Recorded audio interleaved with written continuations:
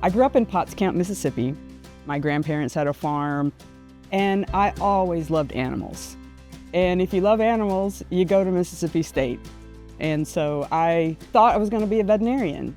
I got to Mississippi State and realized that there is a huge world out there where you can study and work with animals, but you don't necessarily need to be a veterinarian.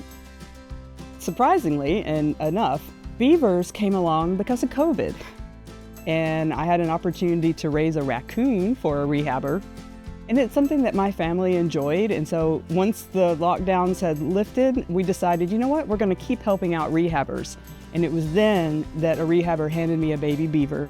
And from the moment I held that baby, I realized, oh my gosh, this is the coolest little creature. And I just fell in love. What that ended up being, the true turning point for me, was I had a baby beaver named Tulip. And she came to me in a very, very sad, sickly condition.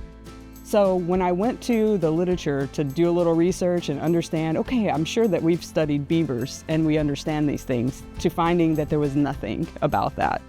We have no information about how to treat them.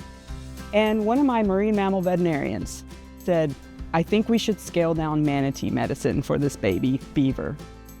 So we literally scaled down manatee medicine, gave it to Tulip, and she survived. And Tulip became quite famous on the internet. Little did I know, I also had some fans at Disney and Pixar who were keeping an eye on Tulip and her story and her journey. Next thing I know, I'm getting contacted by Disney Pixar asking if I would be willing to come out and help them with their new movie, Hoppers. The movie Hoppers, they did really, really well. They did such a great job explaining how beavers are important to the ecosystem, how they are the keystone species. And my social media pages are now inundated with new fans because of this movie.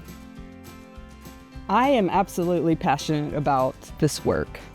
It's something that I feel really privileged, actually, to have a chance to do this. And so what's really exciting, and one of the reasons why I think I'm so passionate, this animal has a chance, a true chance, to help us humans in the world of conservation. If we can learn to coexist with beavers and let them do what they do, we are going to be healthier for it. And that's something that's really exciting.